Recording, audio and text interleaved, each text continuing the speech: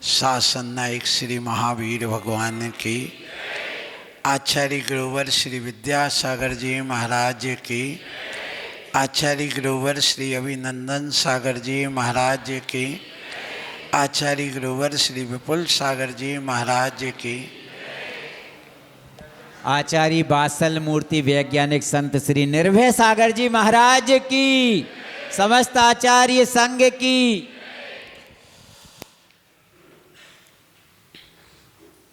शक्ति अनंत है, परंतु वह ढकी हुई है। जैसे इस लकड़ी में आग है, जब इसको संयोग मिलेगा, निमित्त मिलेगा, संयोग का अर्थ निमित्त, और जलती हुई लकड़ी का जब संपर्क में आ जाएगी तो इसमें भी वह अग्नि प्रकट हो जाएगी। इसी प्रकार तिल में तेल है, लेकिन वह तुम्हें बहता हुआ दिखाई नहीं दे रहा, पर है।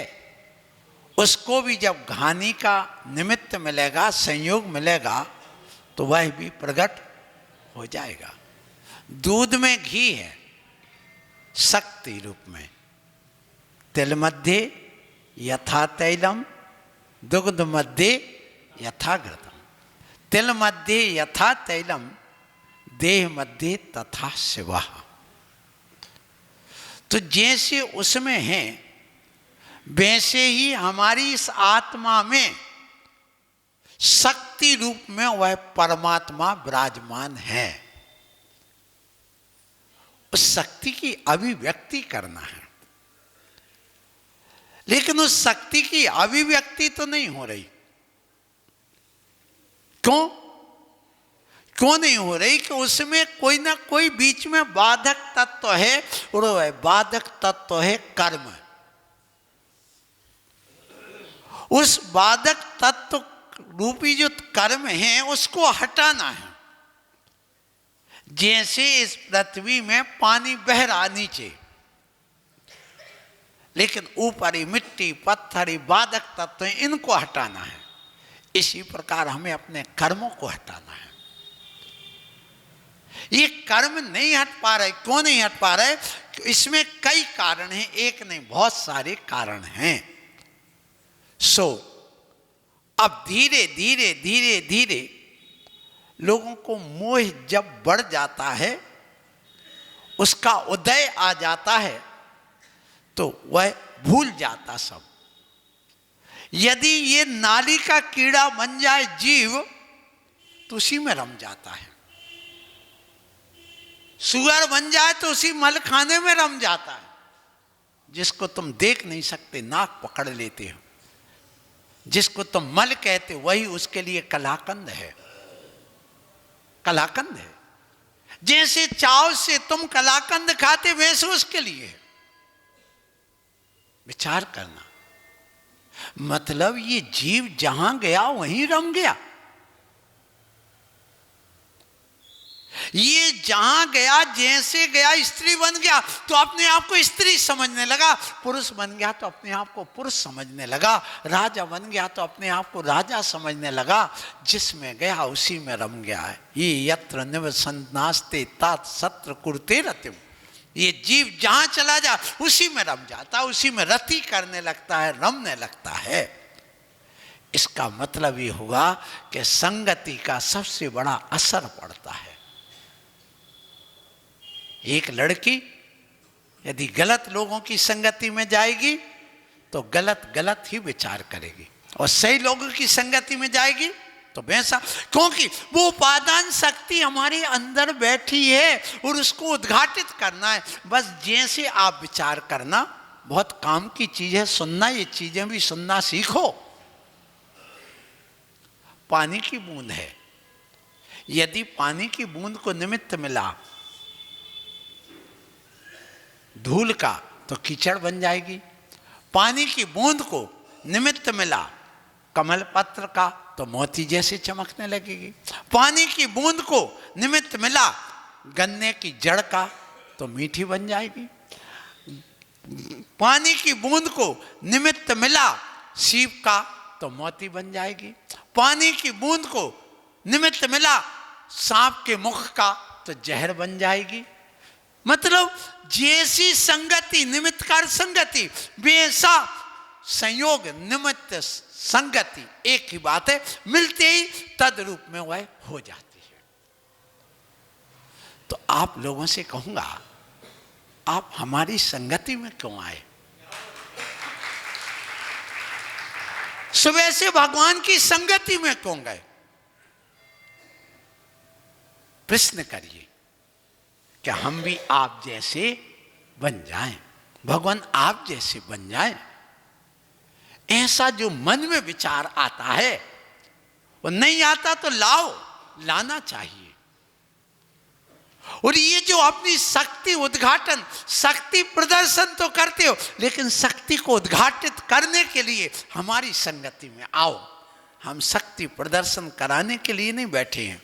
नेता शक्ति का प्रदर्शन कराता है और साधु शक्ति की अभिव्यक्ति कराता है, बस इतना अंतर है एक मोक्ष मार्ग के नेता में और एक राजनीति वाले नेता में, देश के नेता में। यही अंतर है। देश का नेता देह में लगा रहता है और देश में लगा रहता है, और ये मोक्ष मार्ग का नेता परमात्मा और आत्मा में लगा रहता है। इसलिए आप उस शक्ति को समझिए, और समझ करके हे माताओं, आप लोगों से कहूँगा, आज का प्रसंग दूसरा है। क्यों है प्रसंग? आपने कभी विचार किया कि हमारी जैन धर्म का ह्रास क्यों हो रहा है? क्या वजह है? इन सभाओं में धीरे धीरे धीरे धीरे कमी क्यों आती चली जाती है? समझ में नहीं आता। ऐसा नहीं, मोह है, अज्ञानता, बाहरी भौतिकता का प्रभाव, भौतिक चकाचौंध, प्रदर्शन, ये जो दिख रहा है हमें सामने, बनावटीपना, उसमें सारे भूल जाते हैं और भूल रहे हैं। तो आपको मालूम है कि जैन समाज में जब 4 आदमी मरते हैं तब एक बच्चा पैदा होता है। पहले एक आदमी मरता था, 4 पैदा होते थे। आज 4 मरते 1 पैदा होता है। ये यहां का नहीं, पूरे विश्व का हमने आकलन करके देखा। विश्व की बात कर रहा हूं, जैन समाज का। आप कहीं भी चले जाओ, आप अपने नगर में देखिए, जनवरी का महीना प्रारंभ हुआ है, पिछली जनवरी से इस जनवरी तक कितने बच्चों ने जन्म लिया और कितने बच्चे मरे, ये आप देखिए। और कितने बुजुर्ग मरे, इनको भी आप आकलन करिए। यदि तुम्हारे नगर में पूरे साल भर में 50 बच्चों का यदि जन्म हुआ होगा तो 150 लोग, 200 लोग जरूर मरे होंगे। हमने छोटे छोटे गांव में इसका एनालिसिस किया, वहां रिकॉर्ड निकाला। एक गांव में गया दमोई के पास, वहां पूछा 60-70 घर थे, इस गांव में कितने लोगों का जन्म हुआ 1 साल में? तो पता चला 4 बच्चों को, मरे कितने? 13। दूसरे गांव में गया, पता लगाया, भैया तुम्हारे यहाँ कितने घर हैं? बोले 80 घर हैं। कितने बच्चों का जन्म हुआ? बोले हमारे यहाँ 12 बच्चों का जन्म हुआ। मरे कितने? बोले हमारे यहाँ पर 22 लोग मरे। दूसरे गांव में गया, भैया तुम्हारे गांव में कितने लोग हैं? तो बोले 140 घर हैं। कितने बच्चों का जन्म हुआ? बोले हमारे गांव में तो मात्र 7 बच्चों का जन्म हुआ। मरे कितने? बोले हमारे यहाँ पर 28 लोग। क्यों? बड़े लोग तो बच्चे सब बाहर चले गए, बुढ़े बचे, गांव में वही बचे। अब क्या, मरने की संख्या बढ़ गई। मतलब हमारी मृत्यु दर बढ़ गई है और उत्पत्ति दर घट गई है, आगे भविष्य क्या होगा, बिल्कुल जीरो हो जाओगे कुछ दिन में। लेकिन कहाँ ये दिमाग में आ रही है बात, यदि तुम्हें इस संस्कृति को, इन संस्कारों को, इस धर्म को, इस समाज को जीवित रखना है तो इसका भी विचार करना होगा। कम से कम जितने मरते उतने तो बच्चे पैदा हो जाएं तो भी तुम्हारी संस्कृति बची तो रहेगी, अन्यथा ये डूब जाएगी, समाप्त हो जाएगी। समाप्त करने पर मत चलो, उसको सुरक्षित करने की भी तो सोचो, क्योंकि तुम्हें ये अधिकार दिया गया, हमें अधिकार नहीं, हम नहीं कर सकते इसको। हम तो यही कहेंगे, हाँ बाल ब्रह्मचारी यदि एक बेटा है और एक ही बच्चा किसी का है तो उसकी दीक्षा मत दो, उसको मत करो, क्योंकि उसका कुल खानदान नष्ट हो जाएगा, समाप्त हो जाएगा। सबसे बड़ा पाप हुआ है कि जहाँ सत्यानाश हो जाए। सत्यानाश कब होता है, जिस समय किसी के यहाँ कोई लड़का ही नहीं है तो सत्य का नाश हो गया, क्योंकि उस कुल परंपरा को चलाने वाला नहीं। पहले गोद लेकर के कुल परंपरा चलाते थे, आपको मालूम होगा। यदि किसी के यहाँ बेटा नहीं है तो वो गोद ले लेता। आज गोद देने वाला भी नहीं है, क्योंकि सबके यहाँ एक एक बच्चे हैं और अब तो दो ही बच्चा एक ही अच्छे पर आ जाने पर अब विचार करिए, उसमें भी अब चाहे बच्चा हो या बच्ची, दोनों अच्छी। ये भी आ गया, बेटा रत्न है और बेटी लक्ष्मी है, दोनों की जरूरत है। लक्ष्मी की भी जरूरत है और रत्न की भी जरूरत है। रत्न इसलिए कि वह रत्नत्रय को धारण करके, तीन रत्न को धारण करके मुक्ति रूपी मोक्ष लक्ष्मी को प्राप्त करता है, इसलिए वह रत्न है। और लक्ष्मी इसलिए क्योंकि उसके बिना घर में संपत्ति नहीं आएगी, ज्ञान नहीं होगा, ज्ञान का नाम लक्ष्मी है। इसलिए नारी सबसे ज्यादा ज्ञान देने वाली होती, और आदिनाथ भगवान ने सबसे पहले ज्ञान रूपी लक्ष्मी अपनी बेटियों को दिया है, क्योंकि वह लक्ष्मी, ज्ञान लक्ष्मी, सरस्वती लक्ष्मी, जिसको धन लक्ष्मी, गृह लक्ष्मी तुम कहलाती हो, इसलिए बेटी को लक्ष्मी कहा है। आप लोग इस बात को समझिए।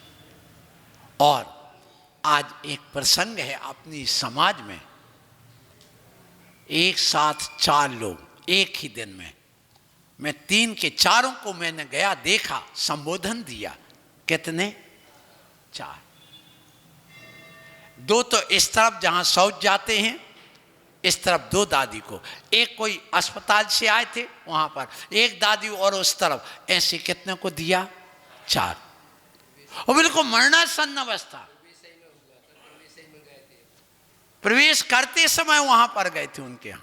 तो मतलब ये आज उनकी 4 की क्या है, जाना है तुम्हें उधर, इसलिए ज्यादा नहीं बोलना, ज्यादा नहीं बोलना, क्योंकि तुम लोगों को भी जाना है। और वैसे भी अब तो धीरे धीरे तृप्त तो हो गए हैं सब लोग, प्रवचन सुन सुन करके ये लगने लगा है, हाँ हो गए ना, हो गए, तृप्त तो हो गए हैं।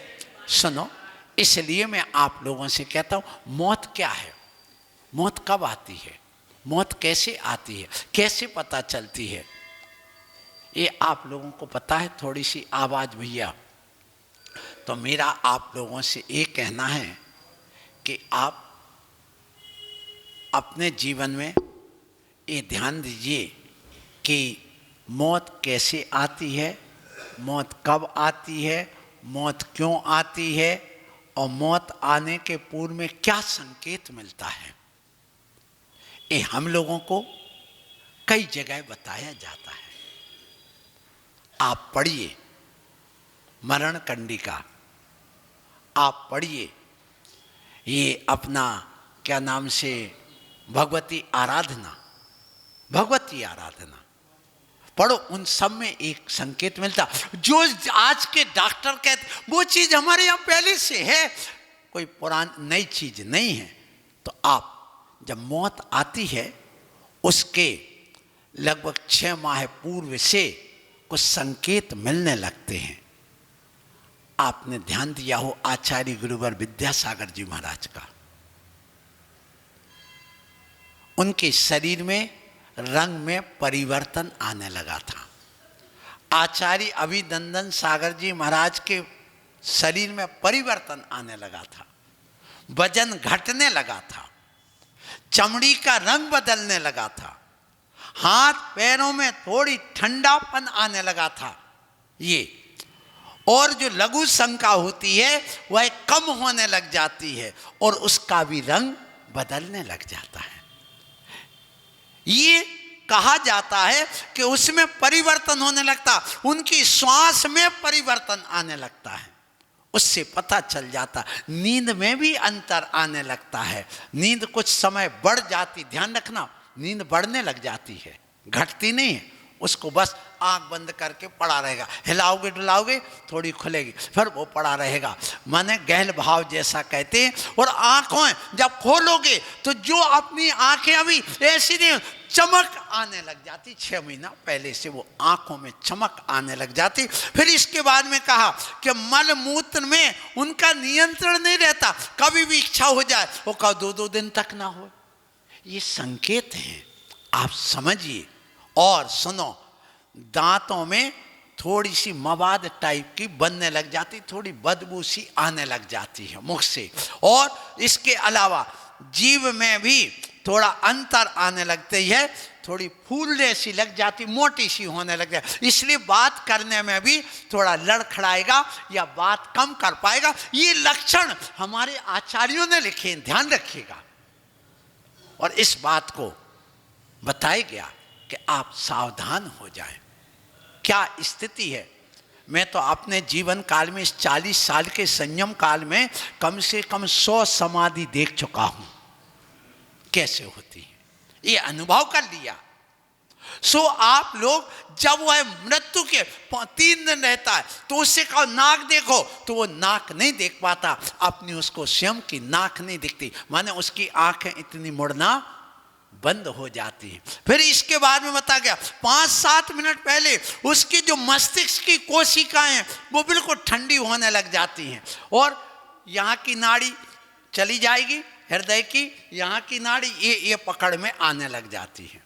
फिर इसके बाद में ध्यान रखिएगा कि धड़कन भी कम होने लग जाती, और मृत्यु के बाद भी हृदय धड़कता रहता 5-7 मिनट, ये भी ध्यान रखना। मौत हो जाए, ब्लड सर्कुलेशन समाप्त हो जाए। आजकल जो जाते ना आप लोग उसमें अस्पतालों में, और जमा उसमें जो करवा देते, ICU में भर्ती करते, 2-2 दिन तक भी वो आपको रखे रह सकते, ऑक्सीजन चलाते रहेंगे और वो सेट कर देते कितनी ऑक्सीजन अभी चल रही है, इतनी इनकी पल्स चल रही है, तुम्हें समझ में नहीं आता, और तुम उतने में 1-2 लाख रुपए और उनको चढ़ा करके आ जाते हो।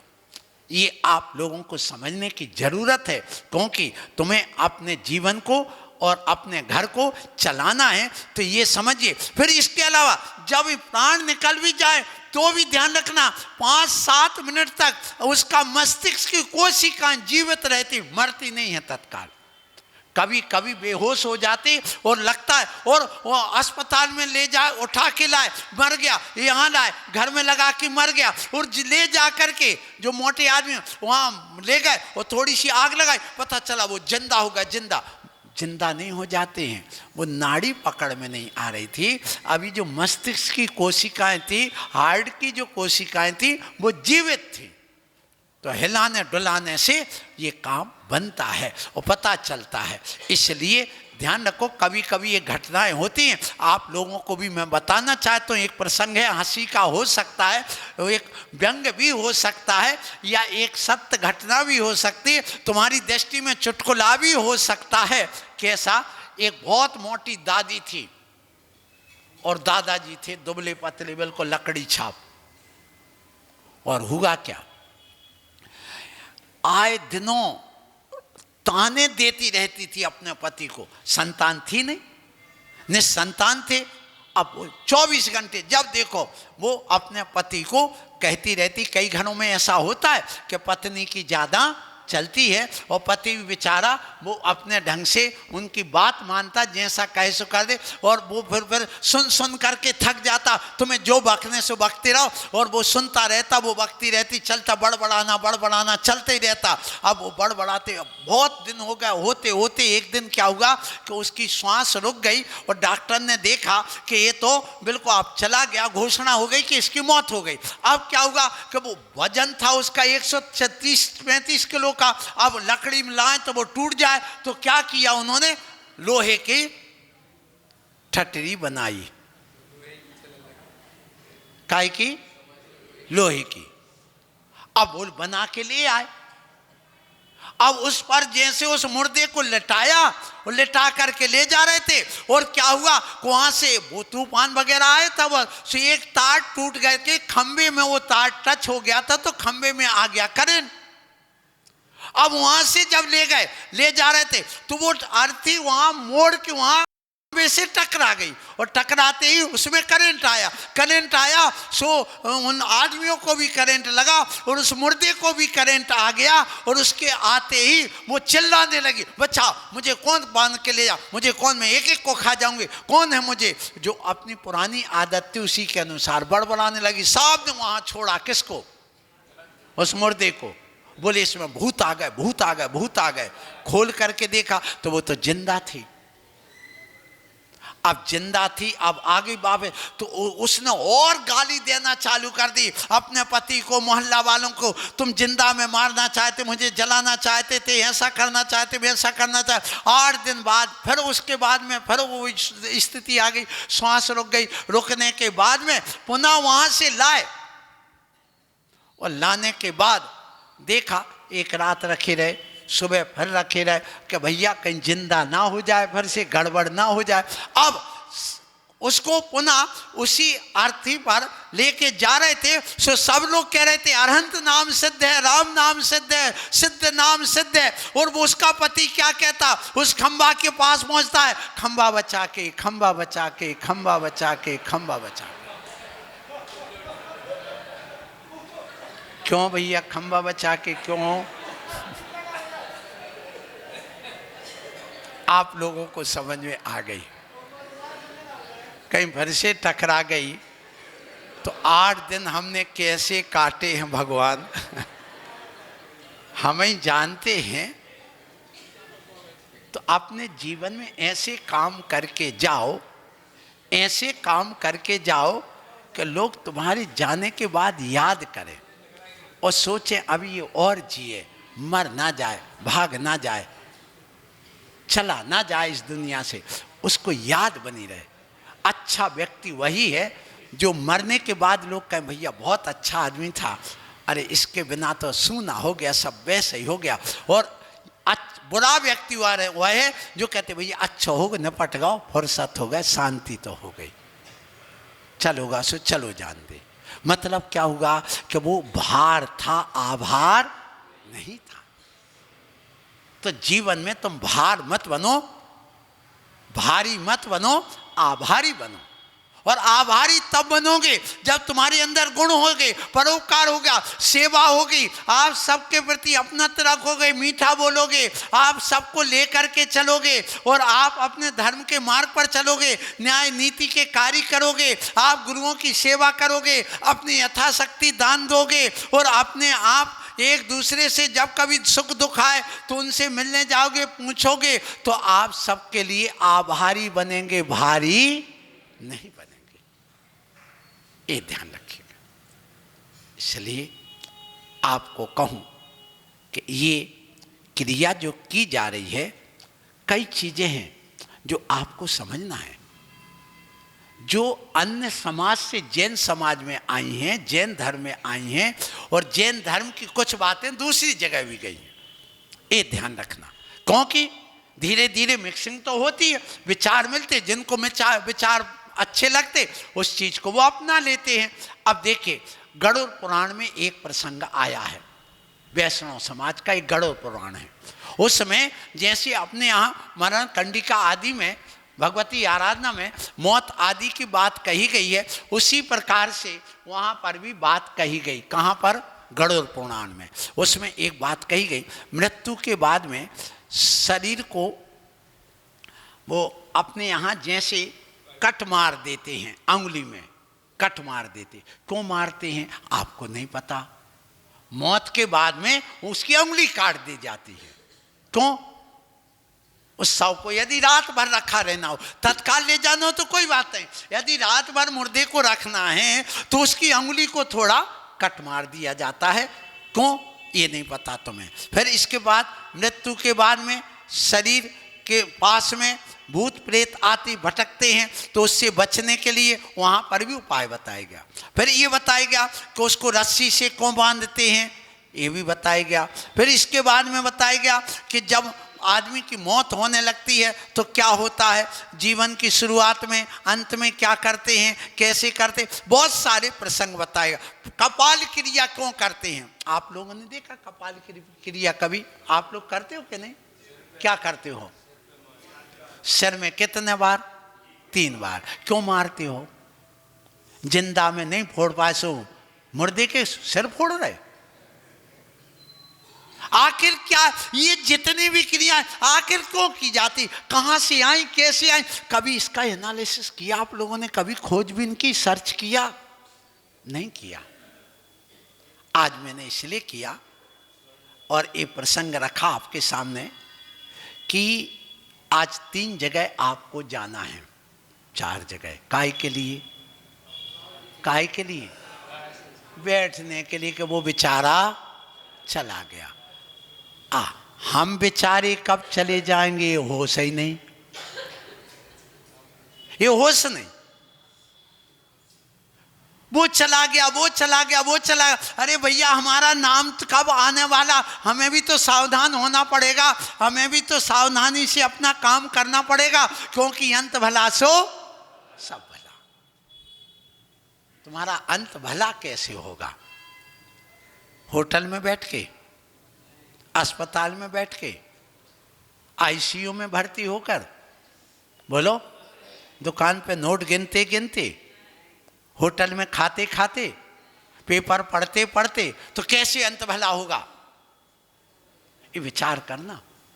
जिंदगी भर तुमने सब करा, कोई बात नहीं, अंत तो सुधार लेना। दिन भर का भूला यदि शाम को घर आ जाए तो भूला हुआ नहीं माना जाता। ऐसे जिंदगी भर तुमने सब पाप करे, विषय भोग भोगे, कोई बात नहीं, चलेगा, लेकिन कम से कम आप बुढ़ापे में तो रास्ते पे आ जाओ।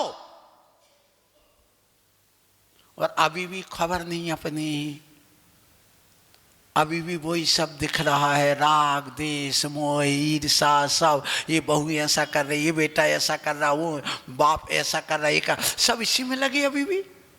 तो कहते नहीं, अपने आप को सुधारो, संभालो, समय आ गया है। सो आप लोगों को जाना है, पर हम 2-3 चीजें और आपसे कहना चाहेंगे। सबसे पहले तो ये है कि मुर्दे पर कफन क्यों डालते हैं? मुर्दे पर कफन क्यों डालते हो? दुनिया के जितने भी धर्मात्मा लोग हैं, जितने भी धर्म हैं, संप्रदाय हैं, मजहब हैं, सब लोग कफन डालते हैं, सफ़ेद कफन डालते हैं। सफ़ेद कफन डाल करके ढक करके ले जाते हैं, क्योंकि गोपनीयता बनी रहे, क्योंकि उसको आप सम्मान दे सकें। और सफ़ेद पवित्रता का प्रतीक है, पवित्र संवेदना का प्रतीक है। पवित्र जो है वह नकारात्मक जो ऊर्जा निकल रही है, रोगाणु जो उस मुर्दे में पड़ जाते, वो किसी दूसरे को ना पहुंच जाए, वो भी बीमार ना हो जाए, तो वो भी ढक जाए। इसलिए और लोक में उसको आगे परलोक में भेजने के लिए, मोक्ष पहुंचाने के लिए उसको करते हैं। क्यों? जैन दर्शन ये कहता, तुम जब जन्म लिए थे तब भी नग्न दिगंबर थे। और इसके अलावा हिंदू भी कहता, तुम ब्रह्मा के अंश के रूप में जन्मे थे, इसलिए तुम ब्रह्मा के रूप में जन्मे हो। ब्रह्मा भी दिगंबर होगा, क्योंकि तुम उसके अंश हो, इसलिए तुम दिगंबर जन्मे हो। मुसलमान के यहाँ भी जन्मेगा तो दिगंबर जन्मेगा। और जब तुम्हारे अंदर शरीर में विकार आया, संसार में तुम भटक गए, मोह माया जाल में फंस गए, राग देश मोह विषय कास्ता कसाय उमड़ गई, तो कह दिए कपड़े में रहो। लेकिन जब तुम मरे, मुर्दा बन गए, तो कहा कि जैसा तुम्हें भेजा था वैसा हमारे पास भेजो। तो तुम्हें दिगंबर भेजा था, तो दिगंबर बनाने के लिए आपके लिए कफन डाला, और वो भी पुराना नहीं, नया। क्योंकि तुमने जब जन्म लिया वो कपड़े पहने, माँ बाप ने कपड़े पहनाए, इसलिए कहा गया कि उस माँ बाप का ऋण तभी चुकेगा जब तुम बेटे हो करके उन बाप को जैसे तुम दिगंबर आए थे वैसे बाप को दिगंबर कर दोगे तो तुम्हें मोक्ष मिल जाएगा, तुम्हारा कल्याण हो जाएगा। इसलिए नया कफन डालना, उसके बंधन को खोलना और बंधन खोल करके मुक्त करना, क्योंकि यदि बंधन बंधे रहेंगे तो तुम कभी मुक्त नहीं हो पाओगे। इसलिए उसको खोल करके फिर आप ले जाइए, तो उससे ऋण चुक गया बाप का, उस बेटे ने चुका दिया, और दूसरी बात उस बाप के ऊपर उपकार कर दिया, तो जैसा भेजा था वैसा भेज दिया। इसका मतलब दिगंबरत्व से ही मुक्ति होती है। ये इस कफन डालना और उघाड़ना इसी बात का प्रतीक है। और उसके बाद उन रस्सियों को खोलना, गांठ खोलना, माने निर्ग्रंथ बना दिया। गांठ का अर्थ होता ग्रंथि, तो निर्ग्रंथ बना करके आपने भेजा है, इसलिए मुक्ति मिलेगी। ये उसका कारण है। कई लोग कहते हैं कि देखो थोड़ा सा दूध डाल दिया किसके ऊपर, भगवान की प्रतिमा पर, व्यर्थ कर दिया। अरे इतने सारे कपड़े व्यर्थ जा रहे, इस पर दृष्टि क्यों नहीं जा रही, आप विचार करना। इसलिए कहा गया कि ये जो कफन डालना एक मर्यादा है, और इसके अलावा इसके पीछे विज्ञान है, रहस्य, दर्शन है, पर इस बात को कोई कहता ही नहीं, चर्चा ही नहीं करता है। पर अब इसके बाद में आता है कि ये जो रस्सी बांध करके खोलने का विधान ये आया है कहाँ, गरुड़ पुराण में। अपने यहाँ तो जैन दर्शन में तो ये कहा उस मुर्दे को आप ले जा करके, ऐसे 4 बलिष्ठ मुनि मिल करके उस मुर्दे को ले जा करके, अर्थी सजाने की जरूरत नहीं, कफन डालने की जरूरत नहीं, तुम तो दिगंबर थे, ऐसे ही ले जा करके जंगल में आप छोड़ सकते। और छोड़ने के बाद यदि वो पशु पक्षी जो जंगली जानवर हैं खाने वाले, यदि उसको खचोड़ करके ऊपर की तरफ ले जाए तो ऊर्ध्वगमन हुआ है, और कहती खोए में पटक दें, किसी में ले जा करके खींच करके ले जाएं, तो समझ लेना इसकी अधोगति हुई है। ये जैन दर्शन में ये निमित्त बताया, ये है, ऐसा कोई नहीं, एक सामान्य निमित्त की बात बताई गई है कि इससे अनुमान लगाया जाता है।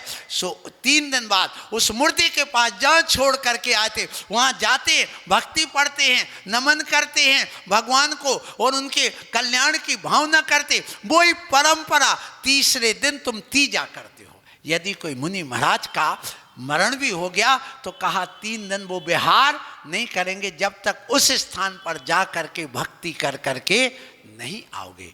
तो वहाँ भक्तियाँ पढ़ी जाती हैं, वहाँ जाया जाता है। यही वजह है कि जैन समाज में जब किसी की मृत्यु हो जाए तो तीसरे दिन जा करके उनकी जो पसलियाँ बचती हैं थोड़ी बहुत आधी जली सी, उनको उठा करके कहीं जमीन में गड़ा देते। क्यों? इसलिए कि कोई मंत्र तंत्रवादी उसको ले जा करके टोना टोटका मंत्र तंत्र ना करे, अन्यथा तुम्हारे घर में आपत्ति विपत्ति आ सकती है। इसलिए वो कपाल क्रिया करने का कारण भी यही है कि तांत्रिक लोग जो होते अगोरी वगैरह, वो जलते हुए मुर्दे को कई बार ले जाते हैं, और यदि खोपड़ी नहीं जली उसको ले जा करके उसमें तांत्रिक क्रियाएं करते हैं, तो जिस परिवार का वह मुर्दा होता उसके ऊपर आपत्ति विपत्ति आती है। इसलिए वो 3 बार उसको कपाल क्रिया कराते हैं। पहली बार इसलिए करते हैं कि आत्मा का शरीर से मुक्त हो जाए, इसलिए उसको पहली बार मारते हैं सिर में। फिर इसके बाद दूसरी बार इसलिए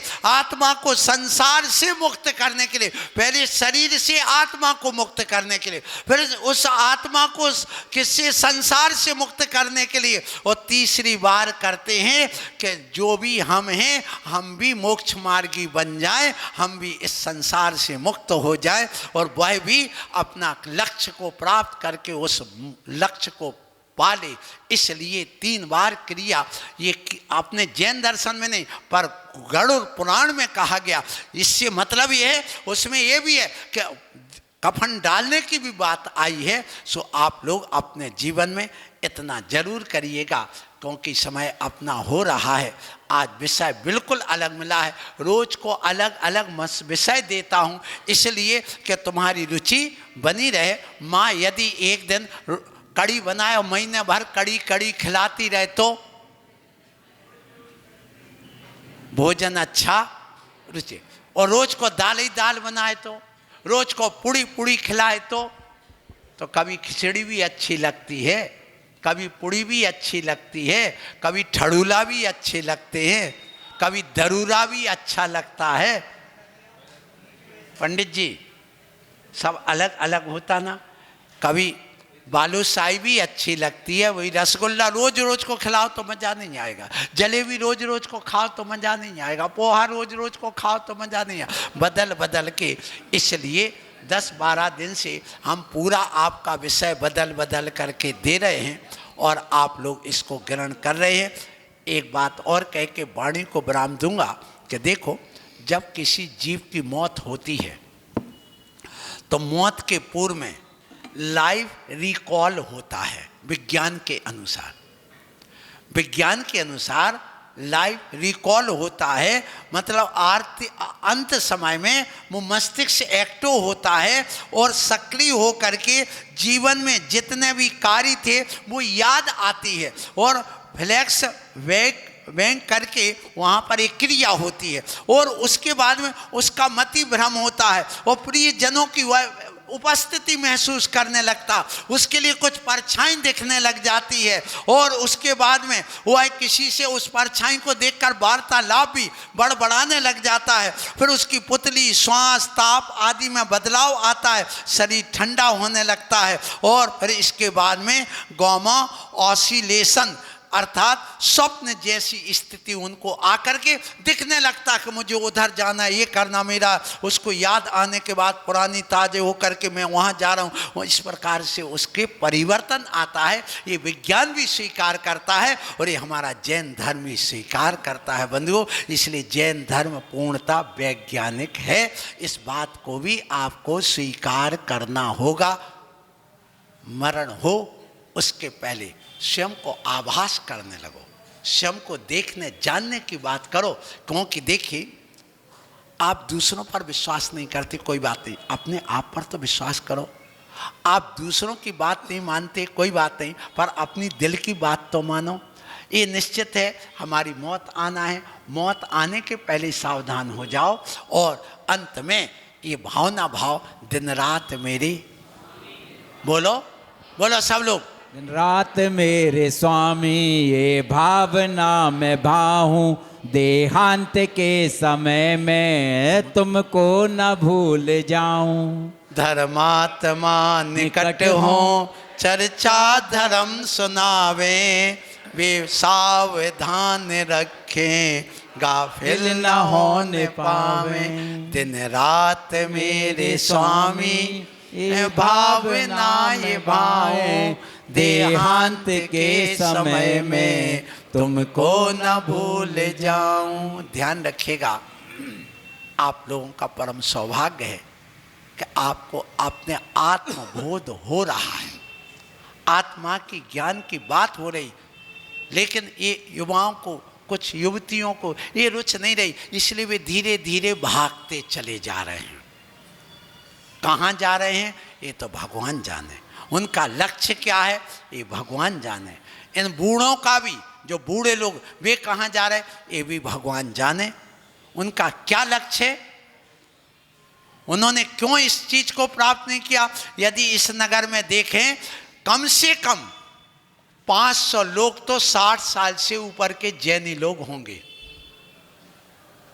यदि वो भी सभा में आकर के बैठ करके बातें सुन लें तो ध्यान रखना, उनका जीवन सार्थक हो जाए, उनका धर्म करना सार्थक हो जाए, जैन कुल में जन्म लेना सार्थक हो जाए, मेरा प्रवचन करना सार्थक हो जाए। ये जो जिनवाणी छपा रहे हैं उनका सार्थक होगा, जिन्होंने मंदिर बनवाया है उनका मंदिर बनवाना सार्थक हो जाए। और हमारा यहाँ चातुर्मास तो नहीं पर शीतकालीन वाचना मेरी सार्थक हो जाए।